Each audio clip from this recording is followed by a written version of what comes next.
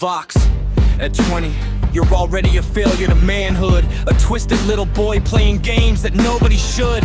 Flashing strangers cause you're empty, cause you got no real power. Just a desperate cry for attention from a pathetic little coward. I studied your type, psychological profile of the weak. Seeking validation through shock cause you got nothing unique to speak.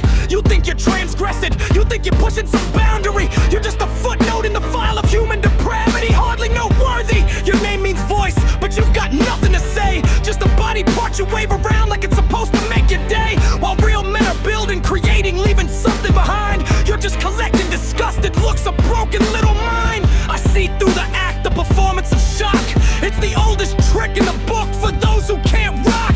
No talent, no vision, no purpose, no drive. Just a cheap thrill seeker who's barely alive. You're a caricature of evil, a cartoon of the sick. Not even smart enough to be good at being a prick. They got categories for people like you in the DSM, but even that book can't capture how truly lost you're within.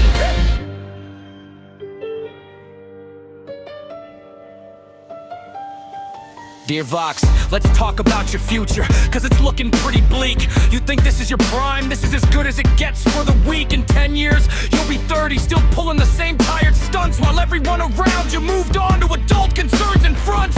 You'll be that weird guy at parties, the one everyone avoids, the one with the reputation that can't be destroyed, cause you built it yourself with your own pathetic hands. A monument to your inability to understand that life is about connection, about growth, about purpose, not about shocking people like some worthless circus. You'll die alone, Vox, surrounded by nothing but your shame, with no one to remember you, no one to speak your name. Your legacy will be a cautionary tale they tell in hushed tones about the weirdo who couldn't leave people alone. No one will mourn you, no one will miss you when you're gone. Just a blank space where a person should have grown. You had potential, we all do, but you chose to throw it away for cheap thrills that wouldn't even make a decent headline for a day.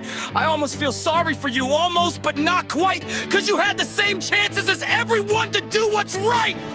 But you chose darkness, you chose the path of the creep. Now you're stuck there forever, too weak to leap. Vox, let me break down the psychology of what makes you tick. You're not getting off on the act itself, that's a trick.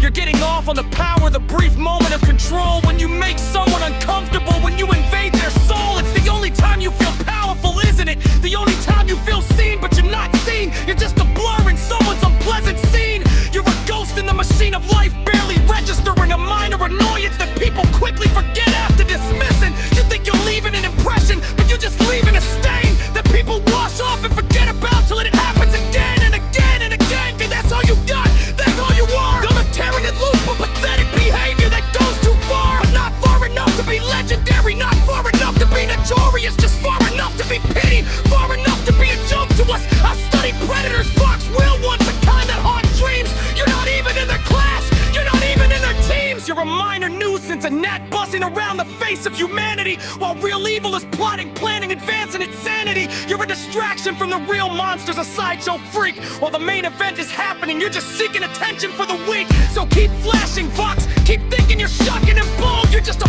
footnote in the story, and how the story is told. That minor character that no one will